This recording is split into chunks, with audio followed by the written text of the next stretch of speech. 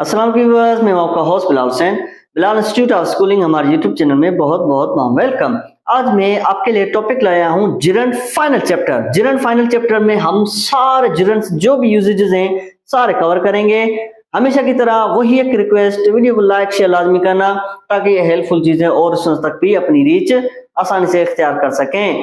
Without wasting of time let's get started. Gerund में मैंने लिखा है नंबर फर्स्ट हमारा gerund as a noun. Gerund हम नाउन भी एज अ नाउन तौर भी इस्तेमाल कर सकते हैं। चलो देख लेते हैं।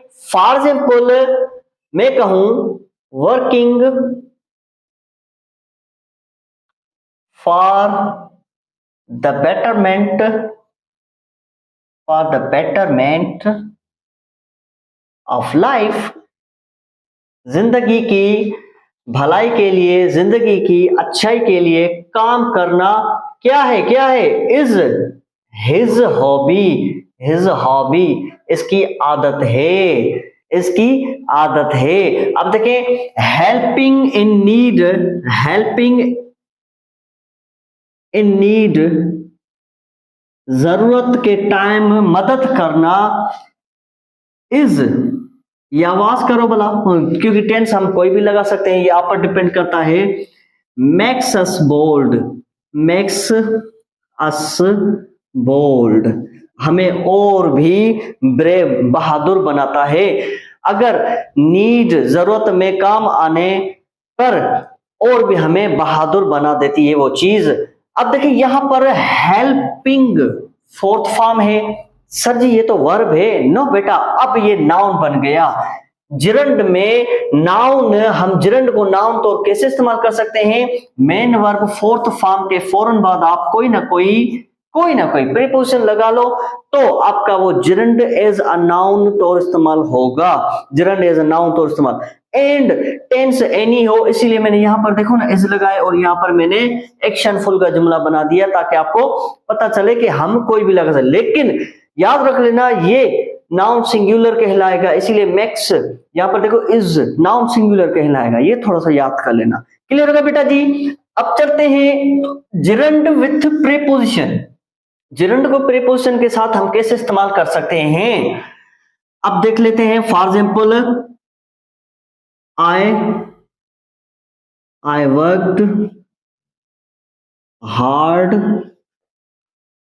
for achieving my aim in life. I work hard for achieving my aim in life. मैं अपनी जिंदगी के लिए सख्त मेहनत कर रहा हूं। क्यों? अचीविंग, हासिल करने के लिए। क्या हासिल करना चाहता है? एम इन लाइफ, जिंदगी का जो इसका मकसद है वो हासिल करने के लिए सख्त मेहनत कर रहा है। अब देखें यहां पर हमने क्या किया कि एक नॉर्मल हमारा वर्ब सेंटेंस हमने उठाया, प्रेजेंट सिंपल टेंस का जुमला उठाया। उसके बाद जैसे ही फॉर लगा, फॉर के बाद हमने मेन वर्ब अगर हमने यूज किया तो मेन वर्ब हमने फोर्थ फॉर्म किया। इसको बोलते हैं gerund plus preposition. Gerund plus preposition माने आपको प्रीपोजिशन लगाकर उसके बाद आप कोई भी वर्ब फोर्थ फॉर्म लगाओगे ना, वो जिरंड में कन्वर्ट हो जाएगा। क्लियर होगा बेटा जी? अब आते हैं कीप ऑन। कीप ऑन, जारी रहते हैं। सर आप तो पढ़ाते रहते हो, वो लिखता रहता है। ये अपने आप को मेहनत के लिए जिदोजहद कराता रहता है, वो जिदोजहद करता रहता है। हम अपनी लाइफ को अच्छा बनाने के लिए दिन रात मेहनत करते रहते हैं। माने वो काम जो जारी हो, कंटिन्यू सेंटेंसेस हम कीप ऑन या केप्ट ऑन पर इस्तेमाल करते हैं। कीप ऑन हमारा प्रेजेंट के लिए, केप्ट ऑन हमारा पास्ट के लिए होता है। चलो देख लेते हैं। I keep on teaching students, मैं स्टूडेंट्स को पढ़ाता रहता हूं। कब तक? टिल द नाइट, मैं रात तक स्टूडेंट्स को पढ़ाता रहता हूं। मैंने सुबह से लेकर रात तक। यहां पर मैं लिख सकता हूं कि फ्रॉम डे या फ्रॉम मॉर्निंग टू नाइट, ऐसे भी कर सकते हैं। लेकिन कहने का हमारा जो मेन मकसद है वो क्या है? कीप ऑन के फौरन बाद आपको वर्ब लगाना है। कीप ऑन के फौरन बाद आपको वर्ब लगाना है, लेकिन वो वर्ब क्या होना चाहिए, क्या होना चाहिए, फोर्थ फॉर्म होना चाहिए। एक्सीलेंट, क्योंकि जिरंड में मेन और फोर्थ फॉर्म आता है। अब इसका थोड़ा सा पास्ट कर लेते हैं। सर जी इसका पास्ट कैसे होगा? बिल्कुल आसान है बेटा जी। I kept on, I kept on working, मैं मेहनत करता रहता था। जब मैं अपनी स्टडी कर रहा था तब की बात, मैं मेहनत करता रहता था। कब तक? टिल द मिडनाइट ऑयल, आधी रात तक। टिल द मिडनाइट ऑयल, मैं आधी रात तक मेहनत करता रहता था ताकि मैं कुछ बनूं। ठीक है ना? अब देखिए यहां पर केप्ट ऑन, कीप का सेकंड फॉर्म आ गया केप्ट ऑन, और उसके फौरन बाद हमने क्या लगा लिया, मेन और फोर्थ फॉर्म लगा लिया। तो क्या बन गया? कीप ऑन या kept on as a gerund तौर हमने इस्तेमाल कर लिया। बेटा जी पता चल गया, अब तो आप बना लोगे। अब आते हैं हम इन स्पाइट ऑफ या डेस्पाइट, इन स्पाइट ऑफ या डेस्पाइट।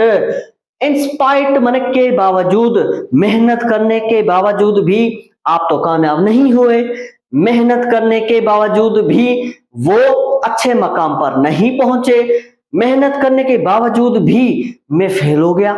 अब देखिए इस सेंटेंसेस इन स्पाइट या डेस्पाइट माने के बावजूद,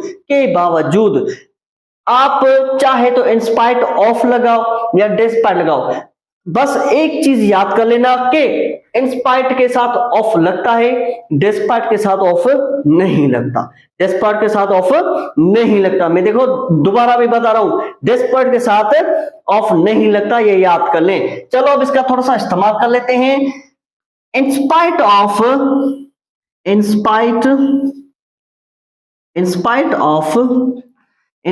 ऑफ ईटिंग हेल्दी फूड, सेहतमंद खाना खाने के बावजूद भी ही रिमेन्स इल,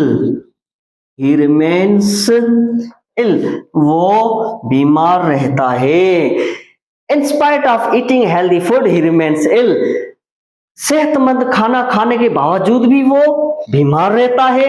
अब देखिए यहां पर हमने क्या किया, हमने इन स्पाइट ऑफ के फौरन बाद हमने कोई ना कोई वर्ब चूज किया, और मेरे जहन में आया कि ईट लगा, मैंने ईट लगा लिया। ईट के फौरन बाद मेरे जहन में आया हेल्दी लगा, मैंने हेल्दी लगा लिया, फूड कर दिया। मैंने सेंटेंस आपकी मर्जी है, कोई भी यूज करो, लेकिन आपको क्या करना है, इन स्पाइट ऑफ के फौरन बाद आपको मेन वर्ब फोर्थ फॉर्म लगाना है। क्या सर जी इसको हम डेस्पाइट में करें तो? बिल्कुल आसान है। डेस्पाइट, इन स्पाइट ऑफ को हटा दो, आप करो डेस्पाइट ईटिंग, बस ऐसे कर दो, डेस्पाइट ईटिंग हेल्थी फूड। बाकी जो सेम है हमारा सेंटेंस, जो भी आप लिखोगे बाकी हमारा सेम है। डेस्पाइट ईटिंग हेल्थी फूड माने डेस्पाइट में आपको ऑफ नहीं लगाना, डेस्पाइट में आपको ऑफ नहीं लगाना। ये अक्सर टेस्टों में आते हैं और स्टूडेंट्स को पता नहीं होता, फिर स्टूडेंट्स क्या करते हैं, अपनी तरफ से माने अपने अंदाजे लगा के आ जाते हैं बस, और बोलते हैं हमारा जुमला सही हो गया, लेकिन वो गलत हो जाता है। बहरहाल आपको अब पता चल गया कि इन स्पाइट ऑफ और डेस्पाइट कैसे यूज करना है। अब आते हैं नेक्स्ट पर चलते हैं। सीइंग, टीचर को देखते ही वो भाग गया, माने देखते ही टीचर को देखते ही, ये क्लास में देखते ही, हमने टीचर को क्लास में देखते ही पहचान लिया कि ये अच्छा टीचर है। हमने ये काम देखते ही जान लिया कि आप कामयाब हो गए। हमने आपकी मेहनत देखते ही पता चल गया था हमें कि आप कामयाब लाजमी होंगे। सीइंग में ऐसे आएंगे, सीइंग माने देखते ही। मैं यहां पे लिख लेता हूं माना बना, देखते ही, ताकि आपको ये याद हो जाए। देखते ही ऐसे याद कर लो, ठीक है ना। अब यहां पर जुमला तो हम बना नहीं सकते, चलो मैं इसको थोड़ा सा मिटा लेता हूं जी। अब आते हैं सीइंग पर, सेंटेंसेस बनाएंगे। सीइंग एज अ जिरंड है, देखते ही हमने पहले ही बता दिया। Seeing hard work, his hard work इसकी सख्त मेहनत देखते ही क्या हुआ? टीचर टीचर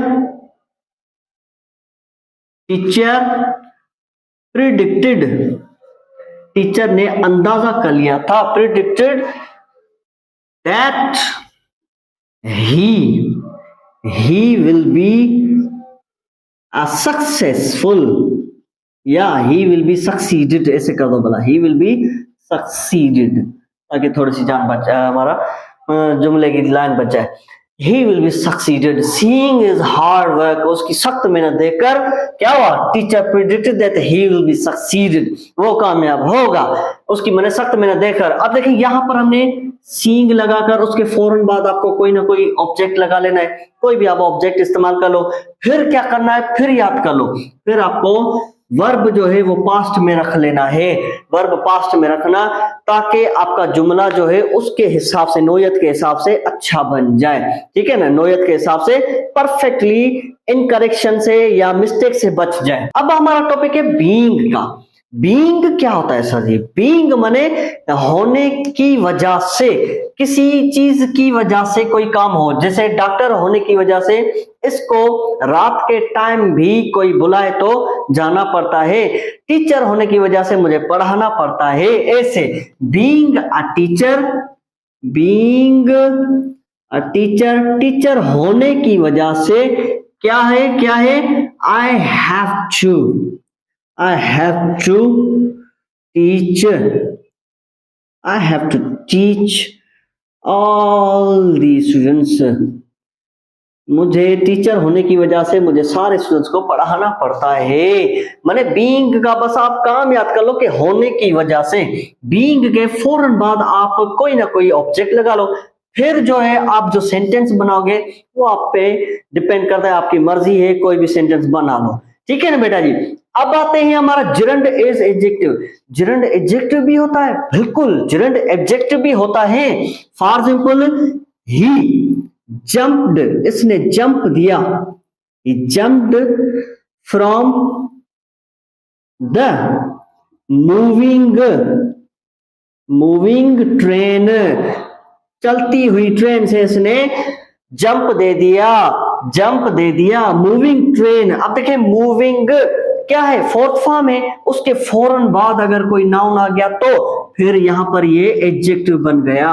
माने आपको मेन और fourth form plus noun, main और फोर्थ फॉर्म प्लस नाउन जैसे ही जोड़ना है तो क्या बन जाएगा? जिरंड एज एडजेक्टिव बन जाएगा।